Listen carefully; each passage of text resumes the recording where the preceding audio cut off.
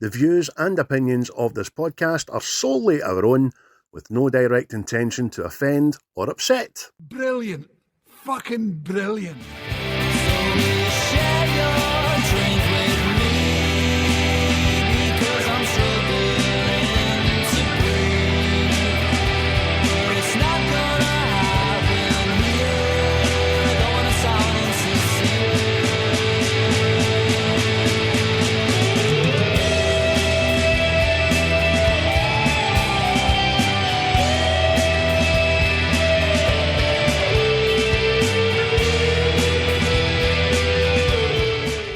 They bother to tell you who I am, why I'm doing this, or they just using you like they do everybody else? All I know is you were big in Vietnam. I saw the highlights on television. And you wouldn't have any fucking idea what it means to lead some of the finest men on God's earth into battle and then see their memory betrayed by their own fucking government. I don't quite see how you cherish the memory of the dead by killing another million.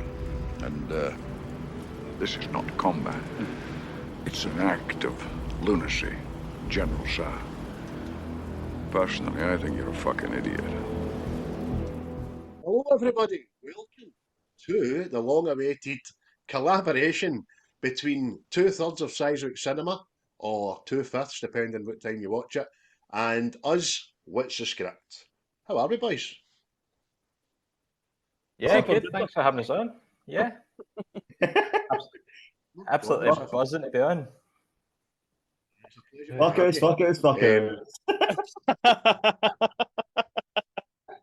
Listen, do you know what? I'll go in use one by one because this could be fucking noisy. Christopher, my co-host, how are you, sir? Oh, I'm fucking brilliant, mate. We're all here for the Fs and the C bombs and all these kind of bombs. Yes, brilliant. I think we're going to guarantee that James might have a wee sweary word in him, or hammy peas he's been called tonight, isn't he, James?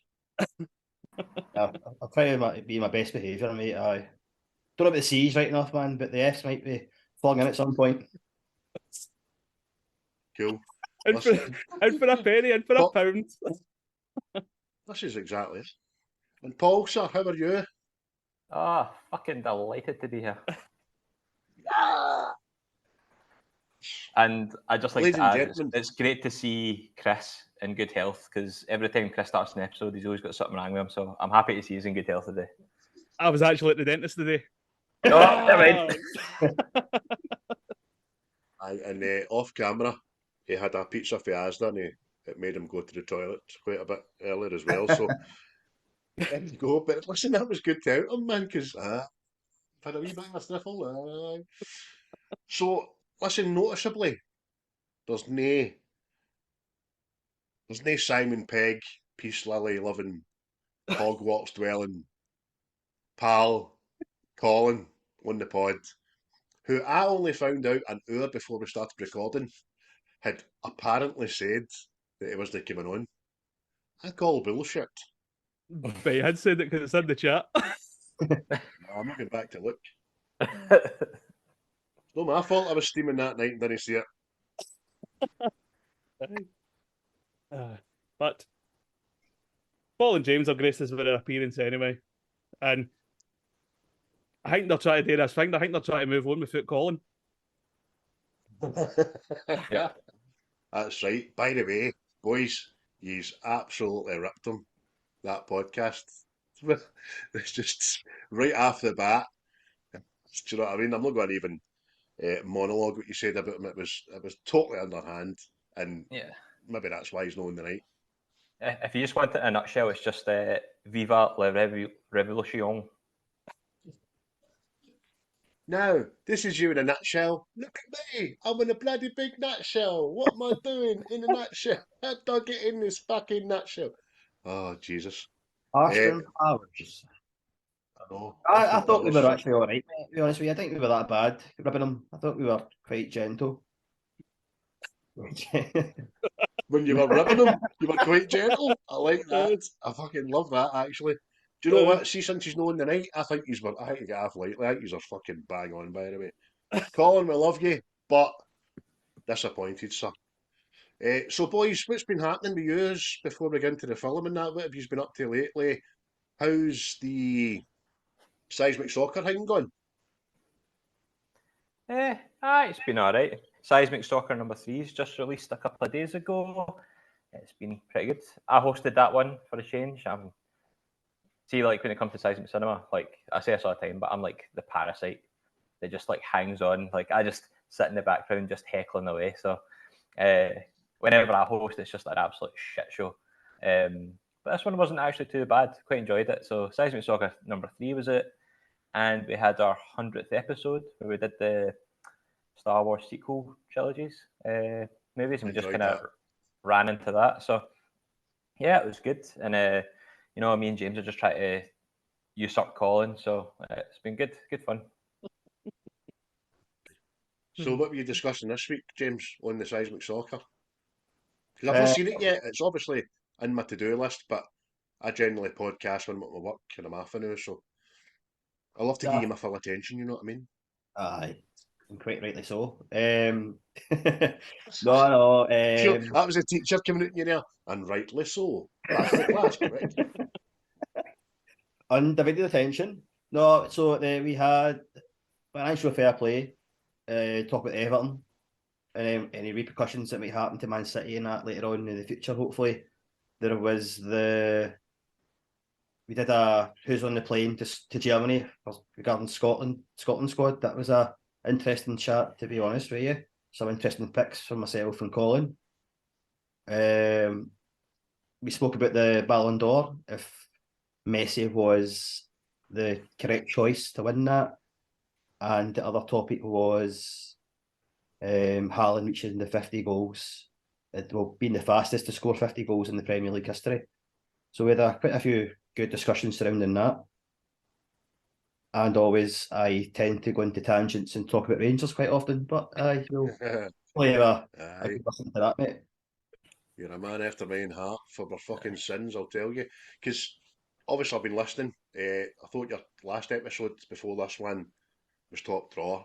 And then obviously, as you know, on X and Twitter, whatever the fuck you call it now, I can't help myself but put in my wee ebb and all that because I love talking football. So keep it up, guys. It's absolutely brilliant. Chris, what about you? Are you into it? You fell in love with the football, hadn't you? Aye, fuck them, mate. They're all rats, every single one of them. Diving, cheating, money grabbing bastards. That's it.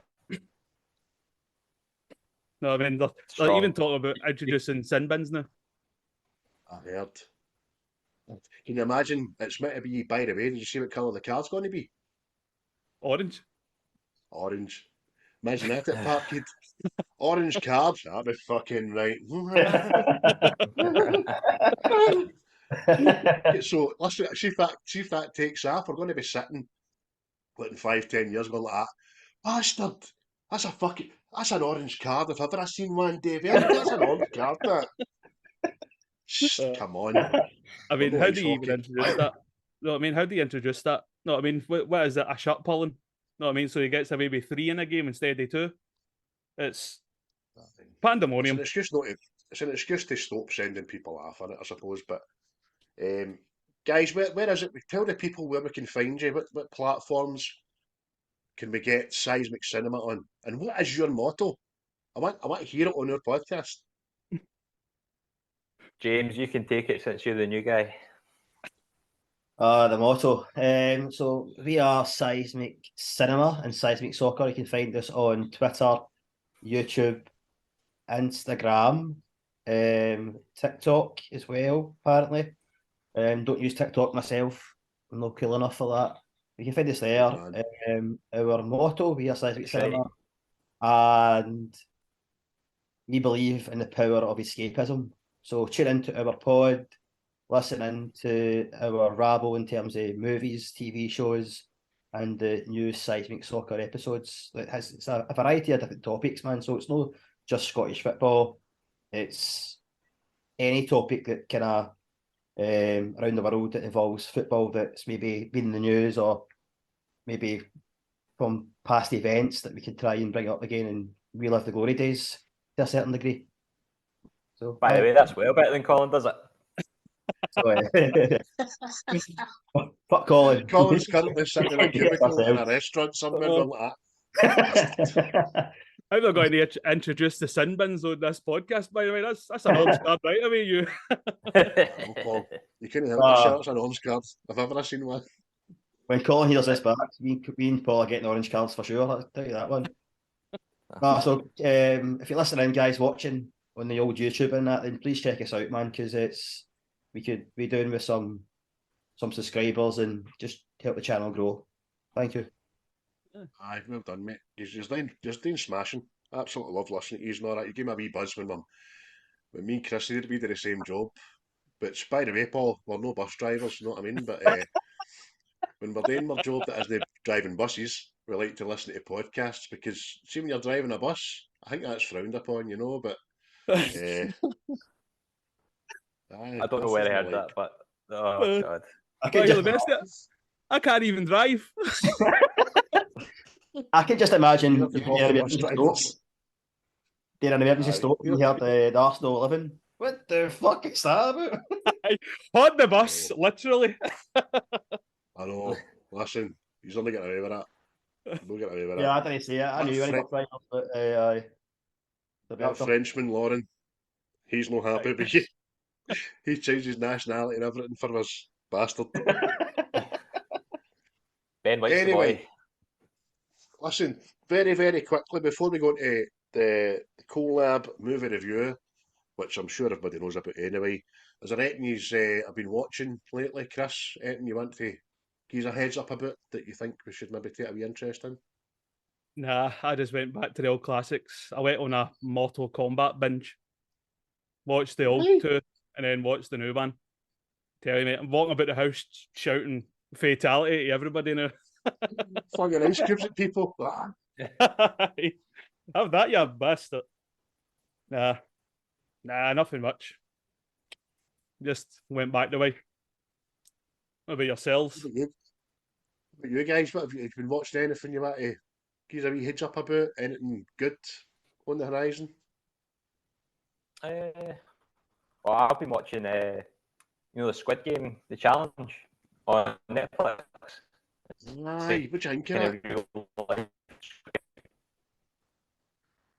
it? I've quite enjoyed it because you see Western people, like the real Western people, like there's so many backstabbers in that, and we enjoyed it so much that my girlfriend Scarlett's trying to send me up for season 2. So if things go well, maybe a year or two from now, I'll be sitting here with 4.56 million. I'll be jamming, get a few subscribers on the go. That's it. Get yourself a better Wi-Fi connection, man. If you get that kind of money, I'll tell you. Listen, I started it, and when it got to the bunk bed bit, I just turned it off. I thought this is a bit shit. What I did like was the very first game, red light, green light, when the wee explosion happened in their chest, as if they were shot, and they all got a pure fright, didn't they? I thought that was quite good. I saw there dead. It's like Wayne's playing fucking musical statues. Then the wee hand goes after their chest, they go, and then they lie down, all disappointed. Fucking brilliant. James, what about you, mate? Dramatic, like giving it all like Platoon. I've been watching the Doctor Who 60th anniversary episodes, special ones, man. So I'm a big fan of Doctor Who, Summer. So I've enjoyed them so far. Last week's Bluebell Yonder was much better than the first one. I just David Tennant's my doctor. So he is. So you get an appointment? He's lucky bastard. Didn't the GP, mate? He's cracking. So he's prescribes you anything you want, mate, to be honest with you. Drug dealer, is it? Absolutely not. Moving on. So seen a lot of Doctor Who traffic on X the last week, so I did. It was like every second post or something was Doctor Who, Doctor Who. Aye. It's just something I've no get into the new stuff, and I was kind of frightened in the old stuff. There was a wee middle bit there I liked, but it's something I'll maybe get back to. BBC iPlayer day, man. So it is, and then the new stuff's good as well. You're listening to Chats and Amis wee shots on the episodes after they've been released, and he's got a good take on them all. But it's just Doctor Who, mate. I don't really, obviously the film we're reviewing tonight, and I'm watching Elf as well, actually, because we've got We're recording an episode tomorrow for first of our Christmas specials. Oh, is that what you're doing, aye, Elf? Elf and Home Alone 3. Brilliant. I want to see you sitting with a big bowl of pasta covered in fucking syrup. That's what I want to see. So, that's great, guys. Before we, in fact, no, we shall move on.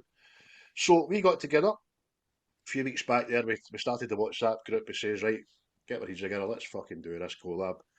And we kind of decided quite quickly what the film was going to be, wasn't it? We got it down to a narrow choice of two.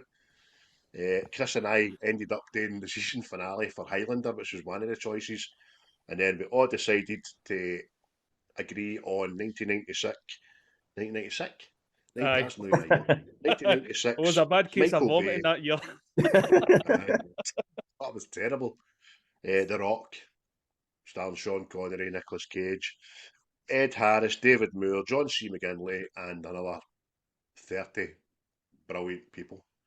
The film, obviously, 75 million it took to make it and came back at a very prestigious 335 million pounds. Aye. Cha-ching, they call that. Cha-ching. But what was it for that? See if this didn't do well, we wouldn't have seen all the Transformer films. No. Or Con Air. Aye. You know what I mean? Aye. And the So, abundance of 1980s. slow motion. When were you born, Chris, again? 92. 92. So you were sitting in the cinema at 4-year-old watching this. Aye. Watching people getting shot and stabbed and turning into, don't know, lasagnas practically. See that wee guy in the start in the big fridge? Oh, aye. Oh, Mr. aye. Bubbles. I like that lasagna. I was calling him cheese and toast cutting. Lasagna's better, aye. But aye. Aye, but Michael Bay, apparently he wasn't the first choice for this either. No, looking at Tony Scott to do it. Which, again, it's a film that's right up his street, I'd say. Aye, but I suppose that's Michael Bay's first film. I think it might have been his first major film.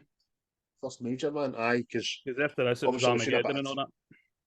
a bit of trivia where Disney, Warner Bros. And that weren't happy with it. Well, my Todd, you know, halfway through it, said that they didn't see where it was going and budget was getting a bit out of control. And they wanted to summon them to fucking Disney Castle.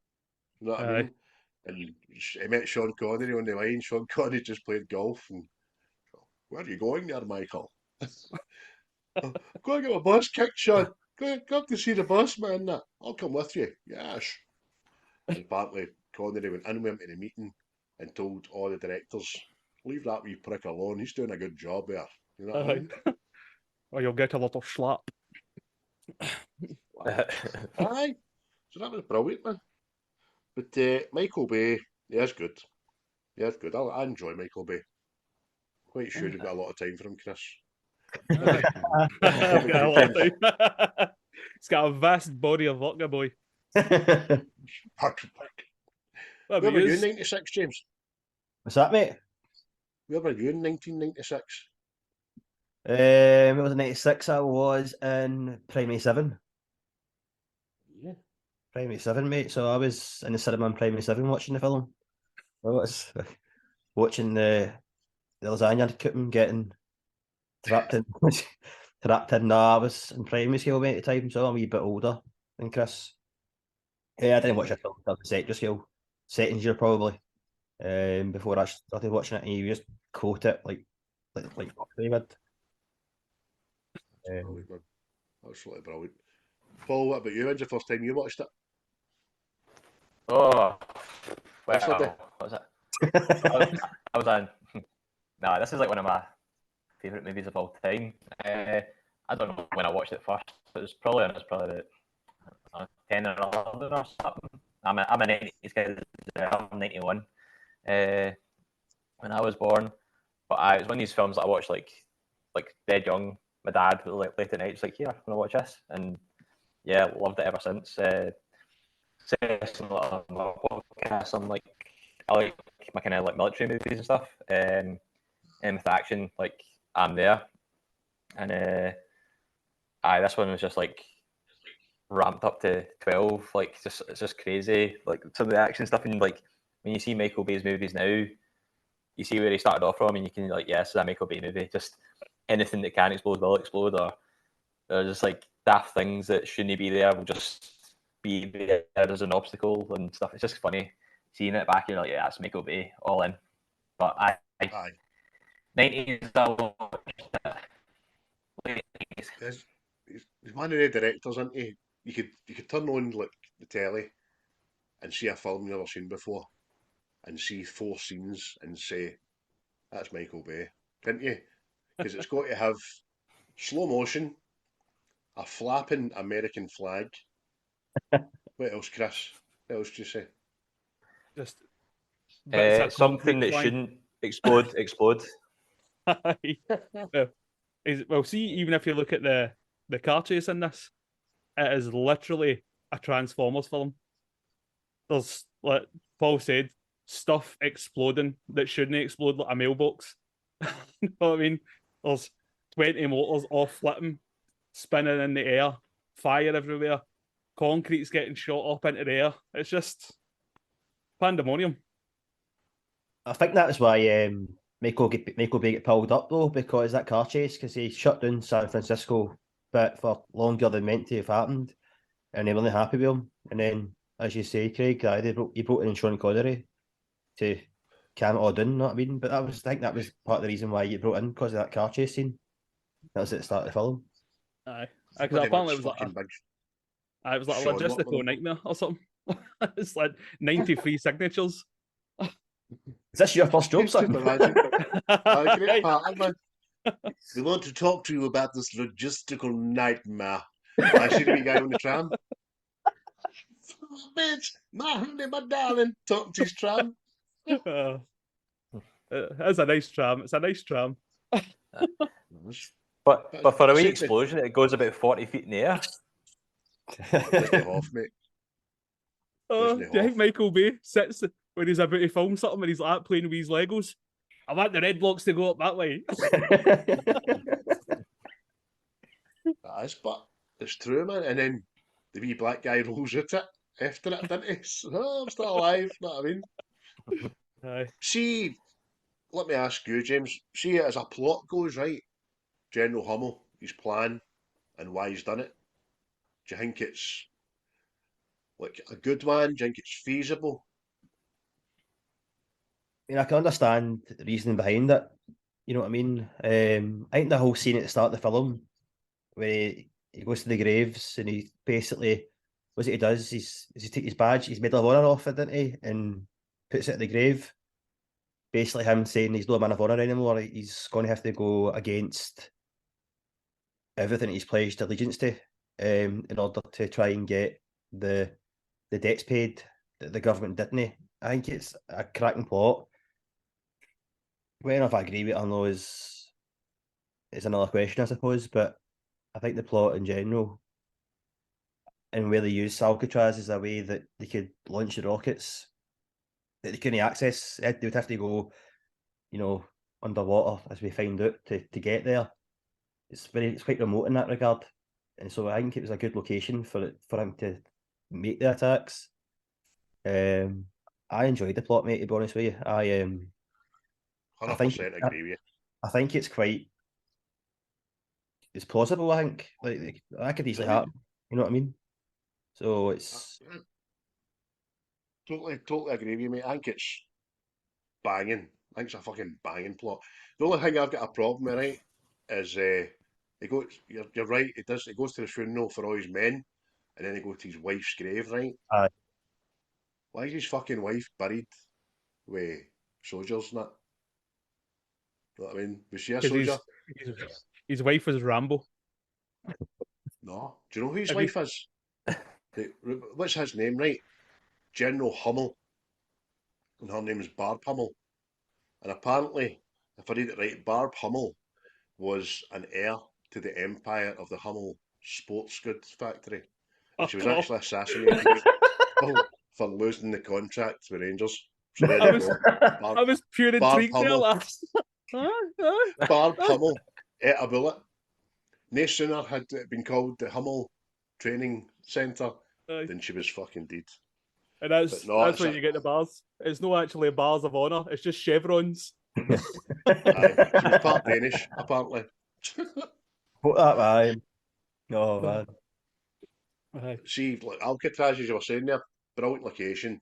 It's one of the places. I've never been to America, right? I thought I was going up till I was 40, and then my wife says to me I'm pregnant with twins. I was like, for fuck's sake. So I'm not going to America until I'm in my 60s, but I'd love to go. I'd love to go to Alcatraz, man. I think it looks amazing, man. Same. Lads, you can go to the jail here. It's cheaper. Can you imagine that? A Scottish version of The Rock. All right. Welcome to Barrel. Get a tour of Barrel. What kind of fucked up tour is this? I know.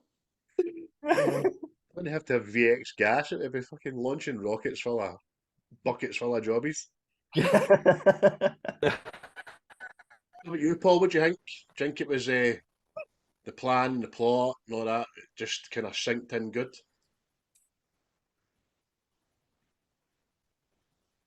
I thought so. Because I think it's one of our first episodes, actually. We talked about the movies and TV villains, and General Hummel was actually quite high on my list. Because he's not your kind of traditional movie villain, but he's always like, right, I'm not going to hurt, like, telling the tourists, I'm not going to hurt you, you'll be fine. He didn't want to shoot the seals and all that kind of stuff. But I think there's a plan overall. Like he was saying at the start, it was like, was it poise, precision, and audacity? So I think as a plan as a whole, like they completed their objective. I don't know if he ever thought they would actually escape, because like in movies and all that and TV shows, like they never get away like they're meant to. I think maybe he was just kind of holding out to get the money, and then dispersing it to the families or something maybe. And then I don't know if he thought he was going to get out after that, but I think as a plan, it was really good. Because although I don't know how you'd be able to keep the families, like the families too or something. I don't know how they'd be able to keep that hush hush for so long. Just say, oh, a boat broke down. They're there for like 3 days. True. Other than that, yeah, it was a great. I think it was a great plan. And Aye. Chris, you like a baddie just for being a baddie, didn't you? But Hummel isn't really a baddie, you know. He's vexed, to use one of your words, isn't he? He's gave everything. He's gave his life, gave his blood, gave his sweat, gave his tears, gave his fucking men, gave his wife to America, and he's not been rewarded for it. Do you know what I mean? It's a just cause. And I actually think it's Michael Bay having a dig at the American government, because they're talking about this compensation money coming from illegal arms deals. Mm-hmm. So, and Michael Bay is all for the military in America. That's how you always get the American flag in every film and stuff like that. But I think he was just having a pop at the American government as well. Like you've got the money there for arms deals, but you're just going to forget about people that serve their country and all this. Plus, the FBI series agencies, they don't come off well in it either. So it's like, it's like a pelter into all the bad things associated with America, I'd say. Well, a soldier's point of view, anyway. Half his team don't come off very well in the end up either. It turns out they're just mercenaries and they want the fucking dough. But I don't notice it at the time, right? But the thing with Hummel is when you watch the film back a couple of times, then you see at the very start when he steals the VX gas, it doesn't kill the troops. It darts them. I never noticed that for fucking a long, long time. By the way, they are the most protected anal beads on the planet. It's like, I mean, come on. Right, whose idea was that design? Well, it says it yourself, it's a complex peril configuration which is extremely unstable. So they're designed to fail, I suppose. Fuck with them, they're draping, you know what I mean? And for butt pleasure? And they glow in the dark. Shelty. Oh no, aye. But like you said in the chat, see just the opening scenes. Obviously, after the general goes to the colonel goes to the graveyard, it's pure action. Get these anal beads in it. If you don't know what I thought about regarding the anal beads, if you look at Craig's background, you'll see the green shiny things behind him. I was like, you got something to tell us? Oh, fucking hell. Aye. See, the introduction of the characters, right? We first see Stanley in his lab, and he gets called very quickly in to fucking deal with a package and all that with his mad trainee guy. Even that's fucking tension building, and he's fun a case, and the wee guy starts doing that with the doll and all that, and then he starts eating the suit, the gas and stuff. It's fucking brilliant. It's just non-stop. I think an hour goes by before we meet Mason. Know what I mean? Aye. That was the cockroach's first day on the job. A good quote there though as well. The mad trainee guy was like, what he get given the big needle. He's like, "You want me to shove this thing into my heart? Are you fucking insane?" I know. But listen, see that quote, James? You're like that. Does she know about this? She's just getting taught. Is she know like a biochemist? Does she know this has to happen? Just an apprentice. She's learning on the job. Aye, it's like a soldier. Hey, Don't look down the barrel with the gun. That's my heart, Dad. Aye.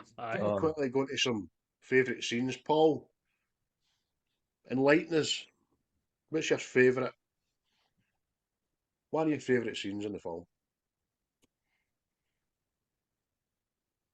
Well, it's got to be the best shower scene outside of a dirty movie. It's got to be the shower scene in Alcatraz when the SEALs finally get into the middle of the prison, and they quickly turn out they've been caught in a trap by Dr. Cox and his clever wee. Is that when Michael Biehn says "stand fast" about 13,000 million times? Yeah, stand fast. I will not give that order. I think he's so like. I think just between the two, like it's just like so much tension, and like it gets the people going, and then it just all hell breaks loose because one guy knocks a brick off the wall. I think you think they're going to make it because General Hamill's like giving them every chance to like kind of stand down, and they don't. But I think that bit's just like amazing, especially the music as well, because I think the music throughout the whole film is really good, and they kind of play the same beats throughout, but the music along with the kind of slow-mo, along with the action that's happening, is really good. And for a long time, I was always thinking like, it was a bit rubbish. Like all the SEALs got killed, and like the Marines were fine. Those SEALs must have been terrible. And it wasn't until years later I looked on YouTube or something, and there's actually you can see a couple of Marines dead. Like there's one hanging over the wall. It's been shot and stuff, so they did take a couple down with them. But that's probably my favourite scene, the shower scene. That's good because I suppose for the. I don't know. Maybe I don't mean to say this, but a day the kind of dumber audience. That's the faction in it. That's the conflict. You know what I mean? Two people trained the same way, brought up the same way, same beliefs, but they've got to fucking go at one another when they don't want to go at one another. Michael Biehn, I think Michael Biehn's fucking tremendous, and he's still been the only one to survive that, right? Because he's just a great actor, man. But Hummel, he wouldn't give the order to fire, but it had to happen for the film to progress. I read a fun fact about that scene actually. See the guy, the show Navy SEALs behind him. They were actually really Navy SEALs. They were real like Marines. And when I read it, he was like nervous talking to them. He's like giving them orders and things like that. But he's just an actor, and they're actually Marines. So I found that quite interesting. They actually hired Marines for the film. That's right. We don't really have any talking parts. They're just there for. They're probably going, shut the fuck up, Michael. Aye. You don't know what you're talking about. Because We gave up long ago. We had put our guns down. We surrendered. I bet they were fucking impressed with Ed Harris, but I think Ed Harris in this is one of the most believable fucking characters in the whole film. Yeah, Aye. you could listen to him and say, aye, he's done 3 tours. He's come home, kissed his wife and says, I'm going back in. You know what I mean? He's done it. He's been there. He's fucking... He's going back into the war zone. I mean, this could mean different things. He's drank wine in the graveyard, that guy. He knows his shit. See when he's on the sat phone to the Pentagon. Sorry. Aye. When he's on the sat phone to the Pentagon, I feel like when he's talking, it's like, I'm on this guy's side. I want him to win. I don't want the Americans to win. I want General Hull to win. Well, that's that. That's like, because the people he's gone up against are the wee guys in suits that haven't served and all this stuff, know what I mean? They're just making these mad decisions. Aye. Hamza Yousaf's of fucking America. Exactly. My favourite scene, Craig, well, I don't say it's my favourite, but one of the most ones I laugh at is when they go to the morgue and they kill the first guy and he knifes him. And so he's lying there and they're trying to get the anal beads outside the rocket. Chris has planted a seed in your head. So we've started, mate, so we'll finish it, you know what I mean? As long as I didn't plant a bead in his ass. So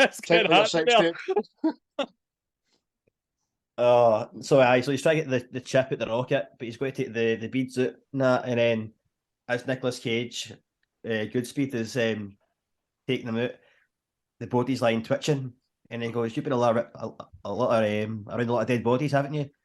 And he goes, "Aye," and he goes, "Is that normal?" And he's like, "Can you do something about it?" And he goes, "What do you want me to do? Kill him twice?" No, he goes, "Kill him again." I went, "Don't you kill him again?" So that is a good scene, so it is, because it just brings a lot of humour to it. I think Sean Connery brings a lot of humour to this film, but in a serious tone at the same time. Because obviously he's pretty much James Bond, isn't he? No, there's a good bit of trivia about that. A lot of the reference was deliberate to his character of James Bond, but it was signified into one film. It was Never Say Never Again, which wasn't part of James Bond canon, apparently, because Ian Fleming never wrote that. So even though he was Bond in it, it's never deemed as part of the Bond trilogy, but there's about 10 references in there that reference him being fucking James Bond. So you're right, mate. Good point. Really good point. What about you, Christopher? Anything else you meant to highlight?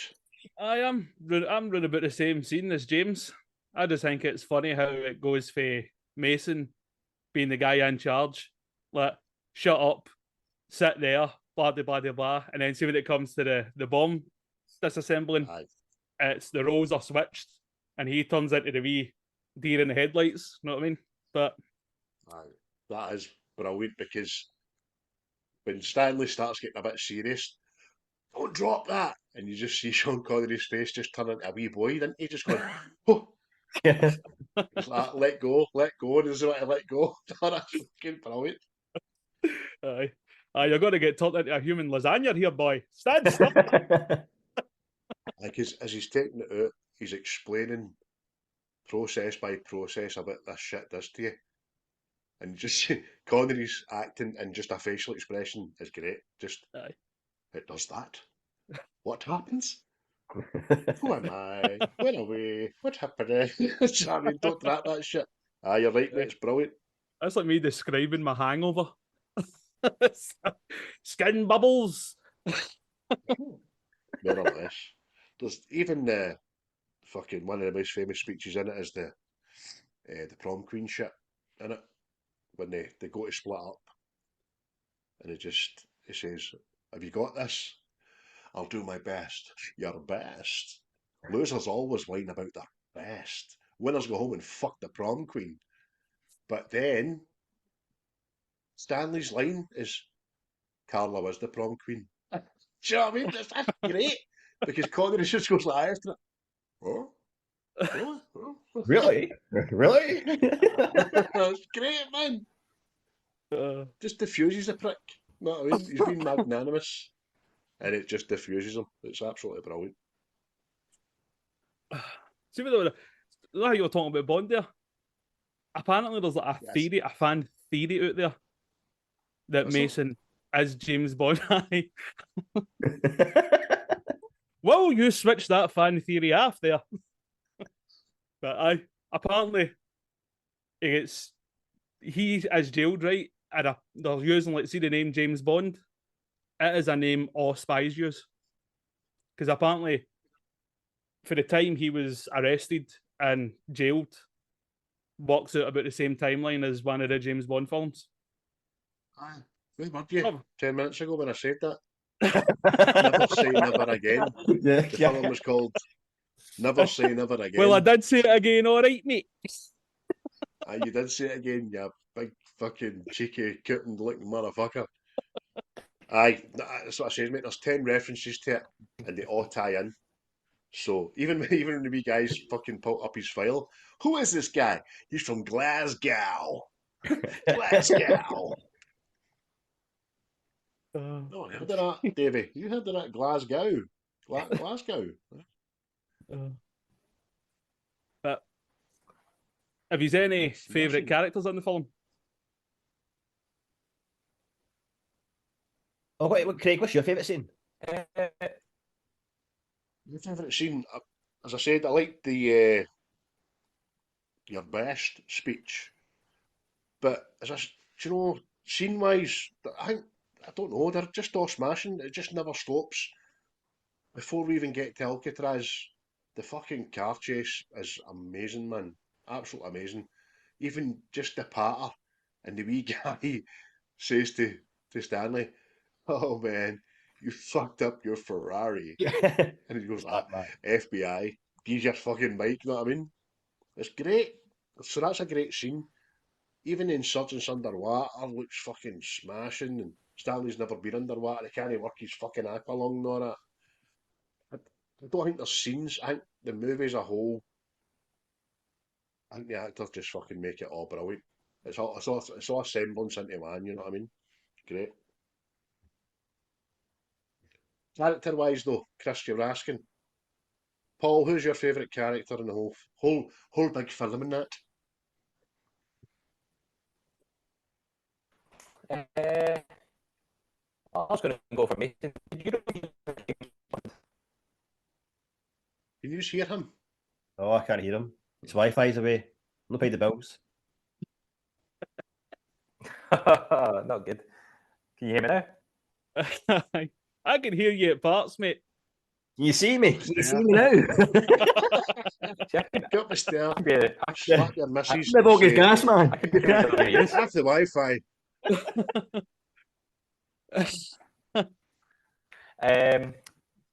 Aye, so I was going to go for Mason because apparently he was meant to be James Bond. Don't know if you knew that or not.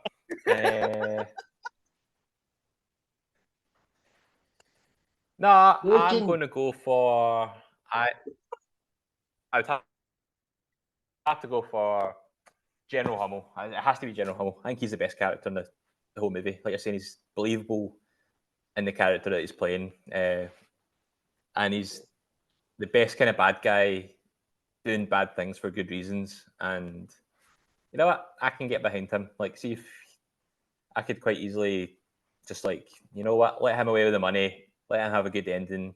Let the families get the money. I'd be happy with that. So yeah, General Hummel would be my favourite character for the movie. He's the American Guy Fawkes, isn't he? I can see that, mate. I'd get behind him and all. I like him. I'm champion the cunt. What about you, Chris? What's yours? Yeah. Well, I'll go Mason. The thought of I'm joining me use terrorist sympathisers there. Rockets in this innocent city.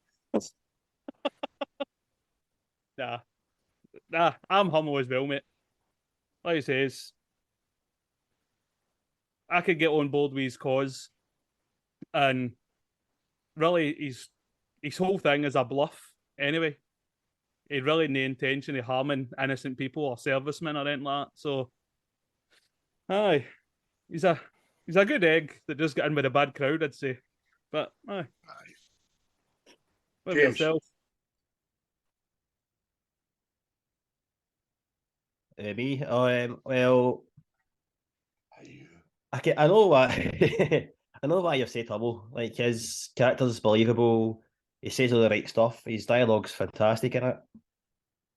Just if you think about it, though, the characters in the film, there's not a lot really. Like with dialogue, I don't think anyway. So there's a lot of people in there, but the main ones, I don't think are a lot there. I don't want to go Hallmark. I want to change up a wee bit. I'm going to go Mason. I'll go the obvious. I'll go Mason. I think I said it before anyway. He's very humorous, even in the bit where they bring him back for the prison. And he's sitting in the FBI kind of room. He knows that there's people behind the glass, and then it's just what he says.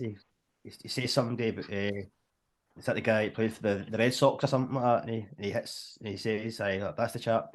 It's just his dialogue's very funny. He's obviously very talented.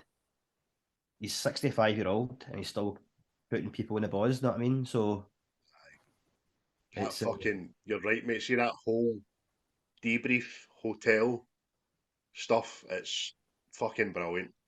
Even he's in the shower. Your flowers in your hair. He's got the fucking soap in the rope. San Francisco. Because you're right on what you say. There isn't a lot of characters, but everybody in the film plays their part superbly. Even fucking see Womack, that wee dick. He's brilliant in it. Even when he gets dragged back up half the balcony. I got my fucking iron and socket, you You fuck. I know. He's a wee weasel, a guy, isn't he? But he's good. He plays the character well, I think. Womack. Womack, you piece of shit. Piece of shit. They're all great. Fucking, even the wee hairdresser. Fucking killing in the lift. You know what I mean? Don't kill me, I just want to know, did you like your haircut? I've got to go Mason. I don't know if I'm going to go through different favourite quotes and stuff later on, mate, but I'll save it for the end. But Mason for me, mate, definitely. I'm going to give a wee kind of shout out as well to the wee guy in the Hummy as well. When Sean Connery steals he's Hummy at the start of the film. That's even class. He phones Sean Connery in the morning. Oh, so that's a good scene too, man. Because it starts ringing and Connery's just obviously, what the fuck? What's that? And then, hello, no, yes, I've got your Hummy, I'm only borrowing it. But then it just obviously goes full Jack Bauer and decides, I can find my daughter here. But in interest of diversity, I'll go for Stanley, because it just shows that geeks can be fucking rock stars, you know what I mean? He gets put into an impossible situation, he doesn't know anything about, but his knowledge and his love for his missus, who he knows is on the island, pregnant with his missus, pregnant with his child, he's got to save the day, he's got to help save the day. So if she wasn't there, you think maybe he would have shot out it, but he's got no choice. And his partner's electric. It's top tier Nicolas Cage. It was done at the same time as The Rock. Sorry, this is The Rock. At the same time as Face Off. And it was at peak of his powers. And then it's just before he took a pure dip and started picking shite films and making dodgy investments and stuff like that. So I think he's great in it, man. Nicolas Cage, and I think Stanley Goodspeed, fucking Merlin Hodge's own. even at the end, man, when he does Mason a solid and tells Womack and all that, vaporised. You know what I mean? Brilliant. Yeah, she's pulling the See, feels one that of wee the- bit, didn't it? You love the feels, didn't you, Aye. bastard? Totes the mush. I want to talk to you. I should have said this at one of my favourite scenes and I forgot all about it. I want to talk to you about it, but see when Mason gives himself up, he says, right, you go and find the fucking last two rockets. I'm getting in here. And he walks in, meets Hummel. And him and Ed Harris have this fucking tremendous dialogue, don't they? It's absolutely brilliant. Because even when he says, you'll address him, big Brutus at a fucking Green Mile, you'll address him as General, sir. It's like, yes, General, sir, prick. It just says,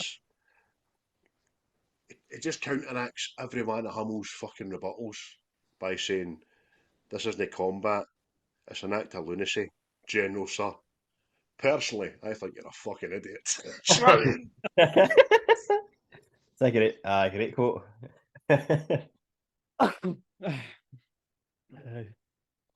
And that bit of dialogue you're talking about as well, mate, it's like he's I heard you were big in Nam. I saw the highlights on TV. Yeah,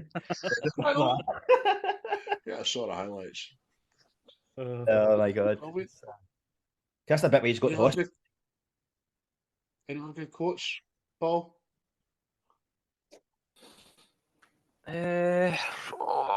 So many. Just trying him up, did you?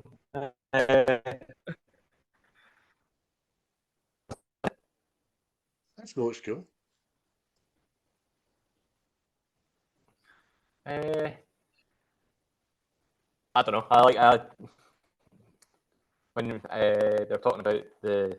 Oh no, we actually said it when we were talking about when they're in the gas chamber, and the guy was going to stick the atropine in his heart. I was thinking that, but I forgot we already said that. And then I think one of the ones is when Mason's fighting the guy, and I can't remember what room it was, and he's like, "Hey,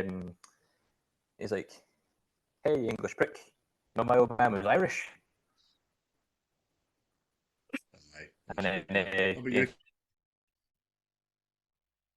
up strangling my chain. See that, by the way, when that guy says to him, "Did I ever tell you my old man was Irish?" Like, mate, I've just met you. When would you have told me that? That scene really irritates me. That scene really irritates me though, because like he's no English at all. Like, why you even got an English accent? Do you know what I mean? I don't understand it at all. It's like he's so far away from England, it's unbelievable. You know what I mean? So I don't know why you said it. So that pisses me off to no end. The coat lopan. You seen his Ranger top underneath his black jacket? It's a Scottish thing. What are you doing, Chris? What? Spending his anal beads. I just help me, mate. No beads, I'm stuck. They're stuck. Phone the police. See, I didn't even know Chris was on this because his screen's been blank for me this whole time. I've not even seen him once today. Oh, fucking hell, man. Oh. Aye. You've done well there pretending. I think Zoom's done me dirty. Aye, It's not so bad. It's recorded on this, so it'll show up. Aye. Quotes for me, again, it's Mason, and he's telling Godspeed about his day in prison. And it's just like, what is it he says? Usually my day consists of avoiding gang rape and the shovels. But it's less of a problem these days. I must be losing my sex appeal. I mean, it's fucking... Oh, what do you say to that? Brilliant, man. Absolutely brilliant.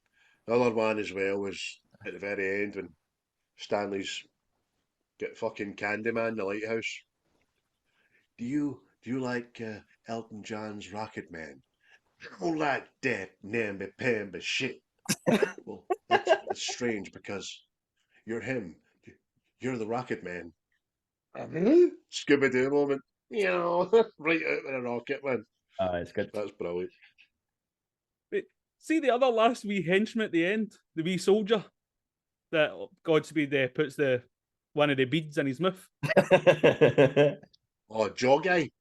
The jaw. See, at one point, he just starts like making animal noises. Ah, ah. Don't be wrong, I think Hummel wanted to fucking do him in a noise, just lying on that cot, and he's... The hour is approaching, General, sir, and the rocket has not yet been deployed. 10 minutes to fucking money comes into our account, sir. I'm well aware of it. Corporal. Captain. It's just him and Candyman are pure bastards, man. Captain Fry and Tony Captain Todd. Darrow. Aye. But the other wee guy that's at the end, he's for old dad's, isn't he? What's his name again? Can't mind. Sergeant Crisp. That's it.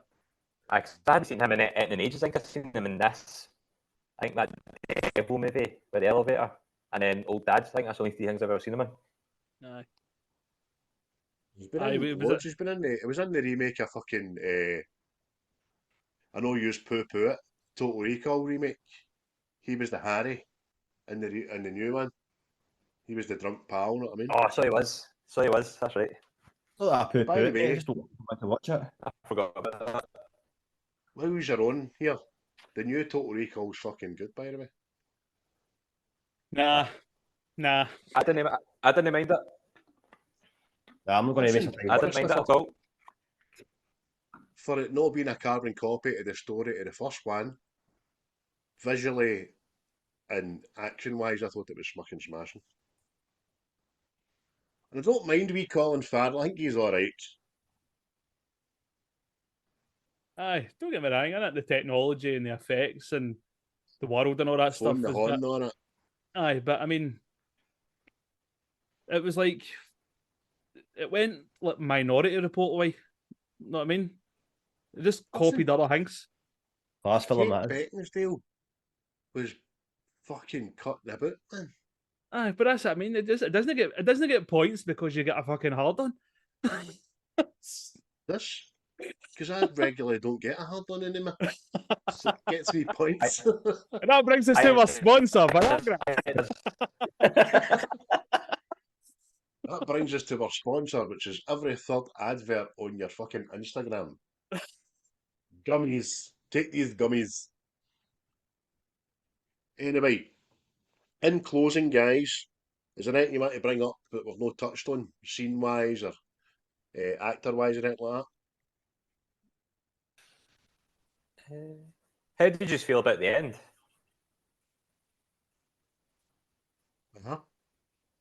Like when they're running away from the church.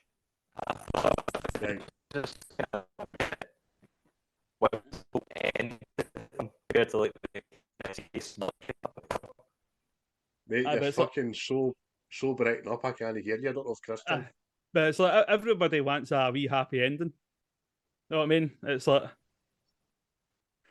I mean, Mason, I would have maybe liked to have seen where Mason went after it. You know what I mean? But did you know read up about the sequel? The sequel was... That just sounds awful. That just sounds awful. Does sound awful, actually. If anybody doesn't know, the idea was for the government to then be chasing Godspeed because he gets the wee film at the end. You know what I mean? But nah. Then he finds John and asks him for his help, didn't he? Aye. No, I mean it would have been poo-poo. Sounded a bit implausible, to be honest with you. Do you know what I mean? He's meant to be going to find this guy that's vaporised on the island. Do you know what I mean? Ah, it's yourself, Stanley. Welcome. Aye. Cup of tea. But in a way, you see the ending, I think it kind of works. Like, Mason gets away and he gets his wee happy ending. And then obviously Godspeed. There's that Viagra again. But and obviously Godspeed goes away with his missus and it's a wee happy ending. They're obviously happily married and they're going to have their wee family and all this, but unless you wanted Hummel to win, in which case Hummel rides off into the sunset with millions and you know what I mean? He was never going to win. He made his point. I think he publicly made his point, and I think maybe everybody won. Hummel gave up his life for the veterans' families to be paid, hopefully. Do you notice the guy, see the guy he was conversing with that was in the Pentagon? Harrow and Frank, that prick. Aye. He was the baddie in fucking Lethal Weapon 3, wasn't he? Aye. The armor-piercing bullets. Aye. I think he was the baddie in Zorro as well. You're laughing at my childhood there, James. As well. That Antonio Banderas, Zorro. Aye. I'm sure he's Catherine Zeta's stepdad or something. He's up to any good, that bastard. Hot Fuzz as well. So he is. Aye. So he is. Tony Hopkins. Aye. But by the way, I know. See, obviously for these things, you go into like, deep dives for trivia and stuff. Now, I don't know how true this is. Deeper, sir, deeper. That's the game. Tarantino was apparently an uncredited writer for this film. Aye. Don't know how true that is. Yeah? A strange that, innit? Obviously, wasn't he? Well, Reservoir Dogs is what, 94? 2 years before it? I think so. So, it's not as if he's a wee young whippersnapper that helped the writers, you know what I mean? You'd have thought if he had any part to play this, he would have been fucking credited for it. Aye. See, I wasn't sure of it, but it was out there, so I thought I would mention it. If anybody's going to say about it, round the back of the back sheds there. It's Michael Bay's favourite film as well. True. I've got a few scenes that might be questionable. I don't know if you might agree with me here, but see, initially when they go into Alcatraz and Sean Connery has to go through the furnace, he's got the time on. He's got to roll through the flames. If Alcatraz is shut down, why the fuck are they on? I don't understand that. Do you know what I mean? There's the inhabitants in Alcatraz. Yo. So I'm sure just aye. So that kind of up a wee bit. And there's also a scene as well where the Marines are chasing the Godspeed and Mason down the shaft. Is it a shaft? I can't remember now. But it's like in like the anyway, the Marine throws a grenade. The Marines are meant to be, they use these weapons quite often, I reckon. And he just throws the grenade into the actual kind of metal tub, like a better word, that he's in. Now he knows there's a time delay on the grenade, so he just tosses it in, and it allows Goodspeed to throw it back to him, and he runs away because it's going to explode. Shouldn't he pull the pin, wait a couple of seconds, then throw it, and then Goodspeed will die then, surely? Do you know what I mean? Just wee things like that. It just pisses me off. I forgot about that pure Indiana Jones Temple of Doom bit. That's what I mean. Aye, that's the bit I'm talking about. No, that was excellent. That bit actually gets to me as well. See when he sets Dr. Cox on fire. How does he then die? I mean, he's on fire, then he falls into water. Quite frankly, you've been put out, mate. He doesn't fall very, very much. Do you know what I mean? Oh, and also, sorry, go mate. No. Also, Dr. Cox came up with a wee kind of motion sensor thing that only him managed to make, so they wouldn't see him coming. They wouldn't see it coming, whatever. But yet they get to bypass it. How do they bypass it when this is custom made? Aye. No, they only bypassed the laser. They think they've bypassed it, but when the fibre optic hits the ball, the spring activates it. So it's a double whammy. It's designed it's designed to make them think that cutting off the laser's good, but it's not. That's why they're in the showers. Captain Cox at his best. Captain Cox. I see. He didn't even need the $1 million. He could have just patented that and got the $1 million himself. Aye, exactly. Oh, Jesus! Fucking should have been the Shark Tank with that. By the way. John C. McGinley. Laser beams. Aye. And obviously at the end as well, see when Godspeed, like, see when the missile hits the island and it goes flying into the water, you can see the big cable that's to Aye. split mid-air for no reason. Like, You why watched are you on? doing that? What? What did you watch on? What? What did you I watch watched it on the Blu-ray there. No, because I'm one of they guys. Don't know it all, but I'm going to stick it up. Hey! Your Disney Plus didn't have the cable, so fuck you. Oh.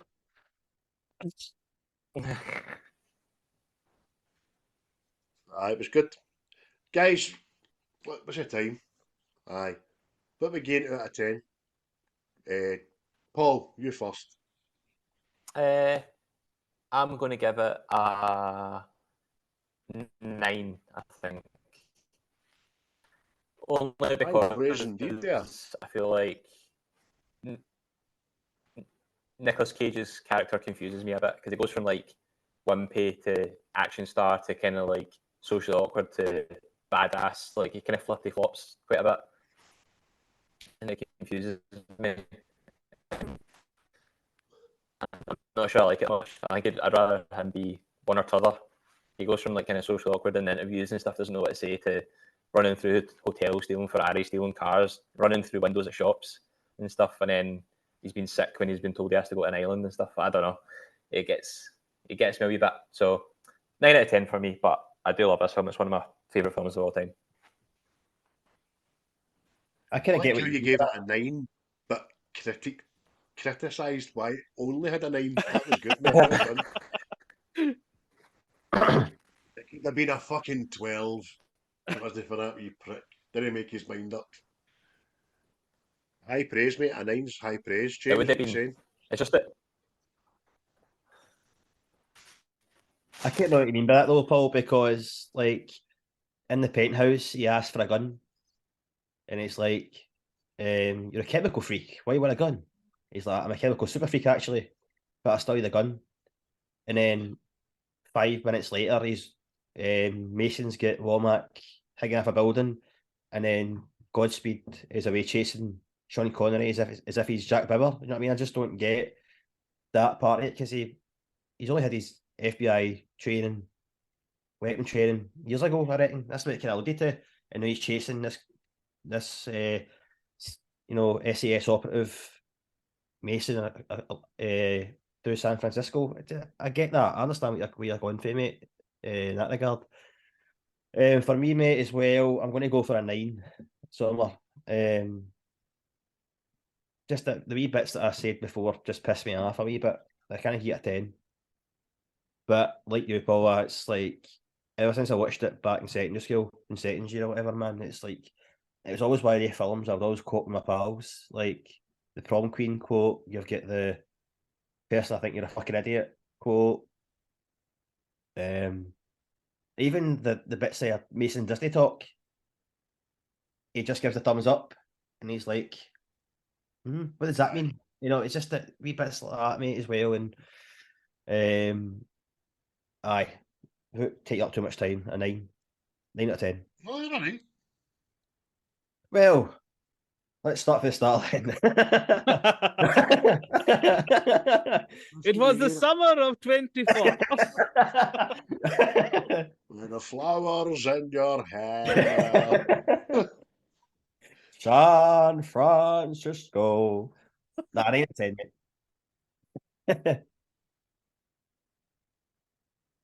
mate. My name changed by the way, aye. Back to Pete. Aye, but it's kind of weird because his name's Cox, so it's Pete Cox. The dirty bastards. How dare he? If Colin was on the pod, man, he'd be no happy. It's too much swearing words. He'd be misting the leaves, the new man. Misting like fuck. Listen, Aye. Chris can't stop laughing, so I'll give you mine. I'm going to give it an 8. That's what I've gave it on my IMDb. It's what I'm going to stick to. It's fucking fabulous. It's one of the 90s films that I've watched recently and it has stood up. Unlike Broken Arrow, Chris, know what I mean? This is plausible. It's great. The plan's great. The hero's great. The protagonist is great. you've got a dog in every fight kind of thing. You want to see them all winning.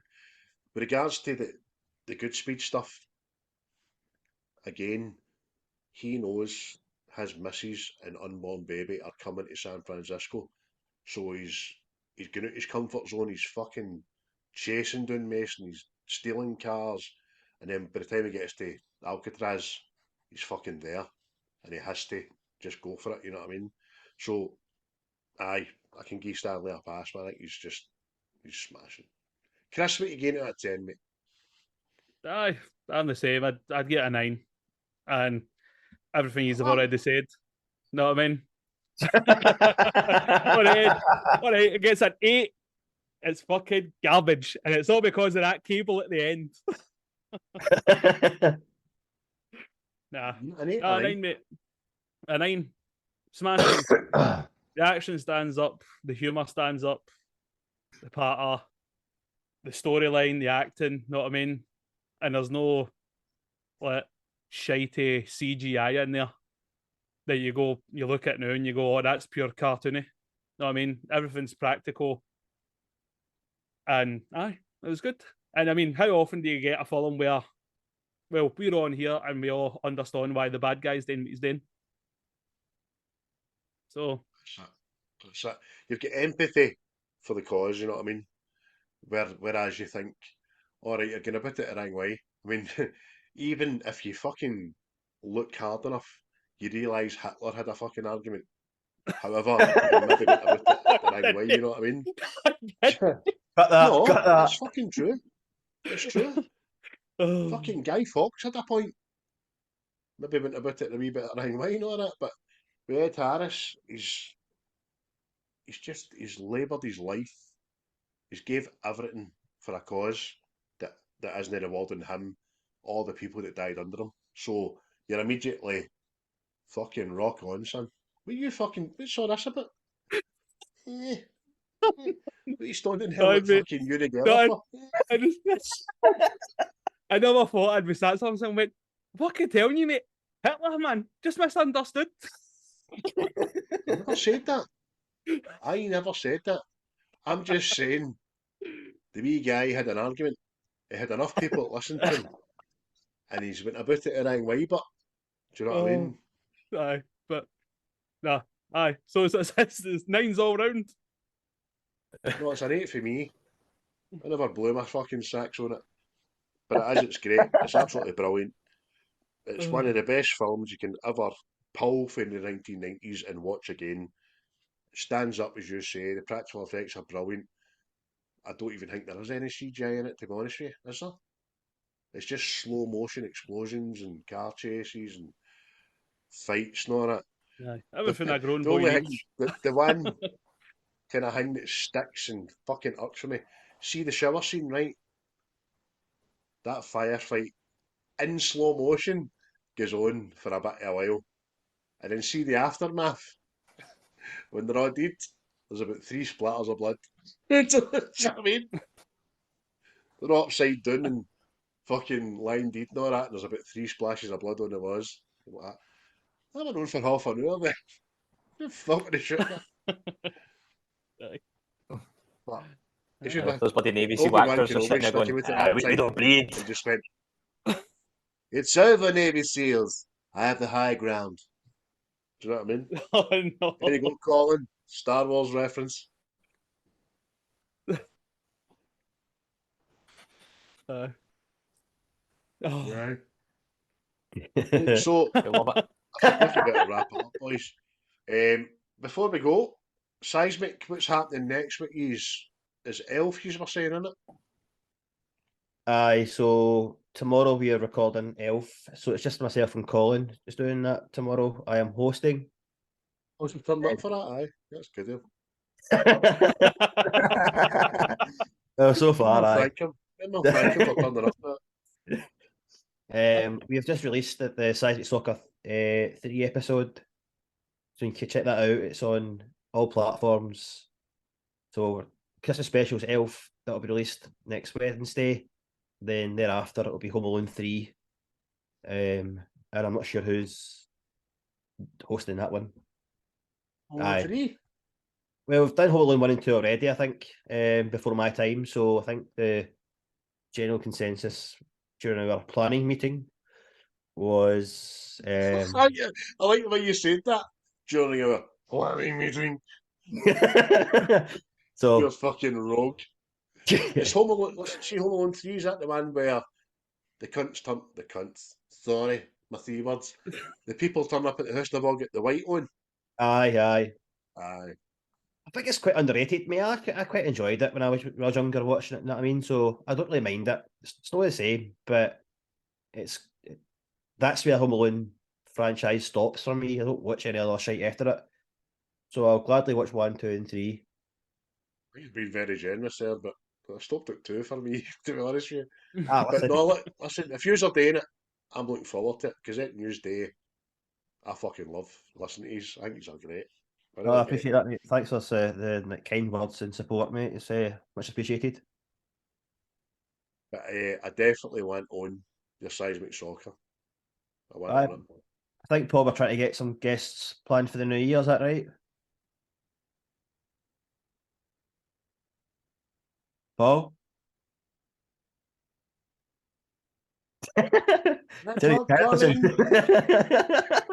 Aye, so we lost Paul. So we're planning to have guests on Seismic Soccer in the new year, mate. So if you're interested, if Beefy's interested, then by all means, we'd love to have you on, mate, just to chat football and all that.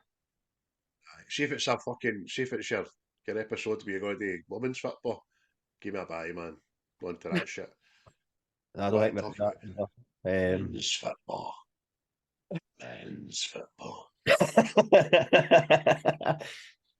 Who knows what we've got down the line? We just kind of pick the topics randomly, like on the group chat. It's just like, can I talk about that today? And then it's just kind of, so it's quite good. It's like, and we all pick our own topics as well. Do you know what I mean? So it's quite good that way, and it gives everybody a chance to speak, and then we can just have a good conversation surrounding that, man. So I think the topics we've had so far is quite, diverse. There's a lot of variety in it. It's not just Scottish football, it's English football today, world football, and hopefully we just try to capture a bigger audience for the channel, and that's the kind of idea of it.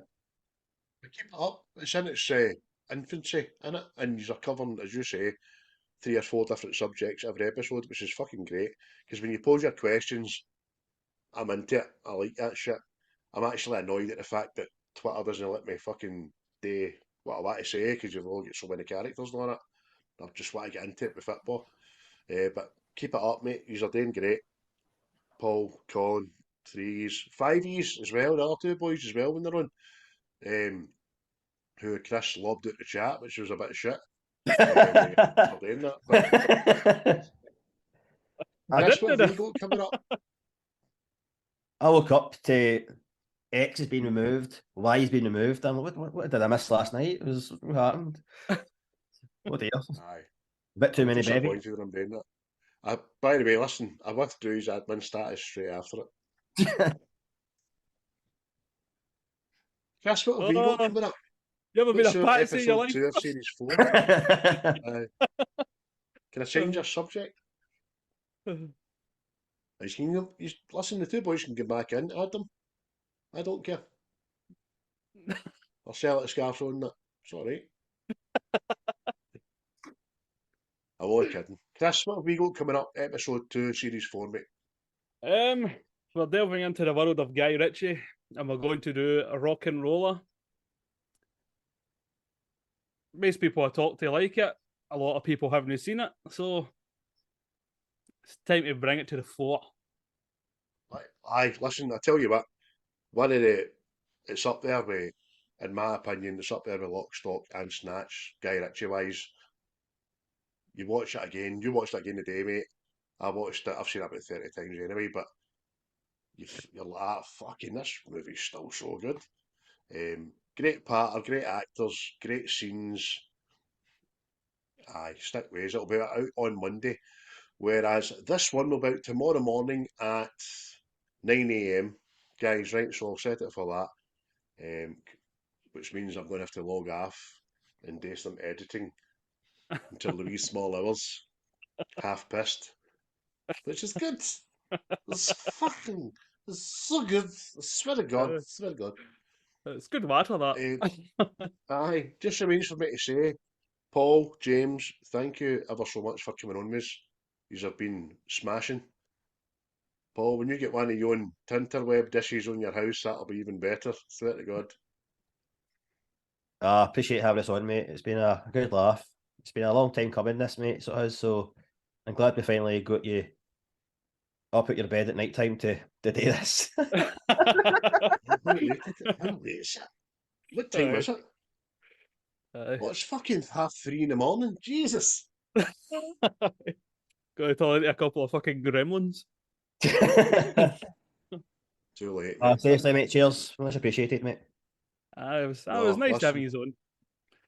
Aye, definitely. So people, check out Seismic Soccer, Seismic Cinema on all platforms, YouTube, Twitter. I think you're on the threads, aren't you? Aye, I think we're on threads. We're on threads, aye. Come back off that pish. Aye. Threads right. Stick to what you know what I mean? You get no interaction. Stick with them, guys. They're fucking smashing. Everything today is funny. And their Seismic Soccer is picking up a pace, and I'm loving it. I'm actually getting annoyed when I log on and it's no fucking release shit. And then you hit out with 4 p.m. today, and I'm like, for fuck's sake. It's only 9 o'clock in the morning, Jesus. I mean, I've had one coffee and I've got to wait another, 7 hours for this pish to come on. Jesus. So, I stick with them, guys. And with regards to us, what's the script? Series 4, Episode 2 will drop Monday, which is the 11th of the 12th, 23. And it'll be rock and roller. And it'll be fucking, what's his name? Gerard Butler. Who I don't mind, actually. Even though he is a bit of a prick. I don't mind him. Aye. No why he's a bit of a prick. Bye. Turns up Bye at again. charity matches at a certain stadium in a certain bit of the city. But cheers everybody for listening, liking, sharing. Tell your friends. Make sure you've got a lot of time for us. We've got a lot of time for you. Oh, you bastard, you've practiced that, haven't you? Hello, my name's Chris. I am the clock. Something on the wing. Hi, guys. Hi, Sam. Hey, guys. Cheery bye. Cheery bye.